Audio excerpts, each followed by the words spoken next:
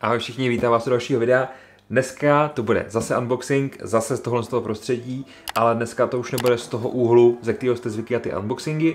Dneska to bude takhle pěkně zepředu, jelikož ta zbraň je tak dlouhá, že by se mi na ten můj stůl nevešla a nevypadalo by to tak pěkně. Takže jdeme se na to podívat.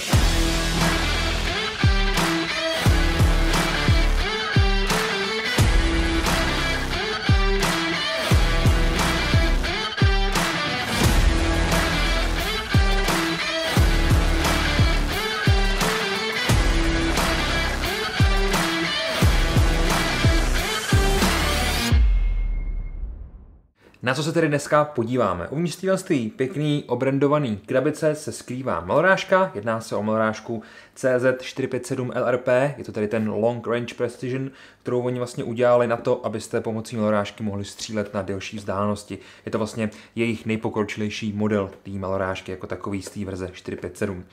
Papírová krabice, pěkně obrandovaná, máme tady hezkou infografiku s nějakýma dalšíma informacemi vlastně ze všech stran. Tady máme potom Czech Republic nápis a myslím si, že u té krabice se nemusíme dlouho zdržovat a můžeme se rovnou vrhnout na to, co nalezneme uvnitř. V okamžiku, kdy to otevřete, tak se vám naskytne pohled na vnitřek. Musíte odklopit ten polystyrén, abyste se dostali až úplně na to, co vás zajímá nejvíc. Než se dostaneme k té pušce jako takový, pojďme se podívat, co tady máme dál. Kromě toho tady nalezneme malý plastový zásobník na 5 ran. Máme tady tyhle vymezovací podložky, za chvíličku si řekneme, k čemu slouží. A samozřejmě závěr. To vlastně česká zbrojovka dává všechno mimo. A zlatým hřebem večera je puška jako taková, je zadělaná v tomhle obalu. Můžeme si tedy dát pryč tu krabici, abychom si mohli říct víc právě o téhle krásné záležitosti. Pojďme si ji vytáhnout z toho obalu, abychom věděli, s čím tady vlastně máme tu čest. Na první pohled se může zdát, že to je polymerová pažba, nicméně není, je to buk, který má na sobě takový soft touch, tomu říkají, je to opravdu velice příjemný, krásně se to drží.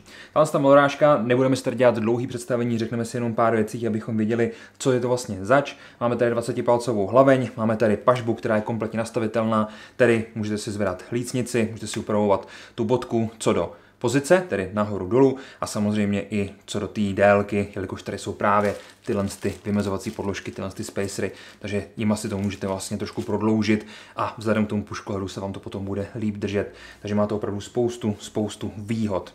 Tak, jedna z posledních věcí, která je takhle v tom balení tady navíc, je ukrytá uvnitř tohohle z toho pytlíku.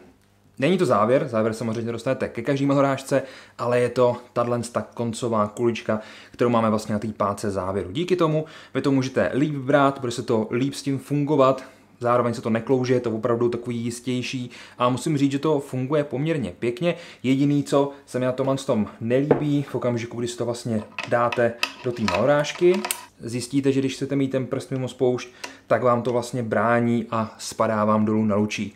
Komu by to nevyhovovalo, ta pryžová kulička jde sundat, nemusíte ji tam mít a pod tím je standardní páka, na jakou jste zvyklí u ostatních malorážek a pušek, takže úplně bez problémů. Osobně jsem našel spoustu výhod, který to má, jelikož to je opravdu jistý, krásně se to tahá, takže jsem rád, že ji tady mám a má to samozřejmě spoustu dalších výhod a krás, ke kterým se dostaneme, až budeme dělat představení z toho produktu. Přátelé, kdyby vás zaujala malorážka, nezapomeňte se podívat k nám na stránky, odkaz najdete jako vždycky dole v popisku z toho videa. Děkuji moc za vaši pozornost, mějte se krásně a někdy příště se na vás budu těšit, takže ahoj.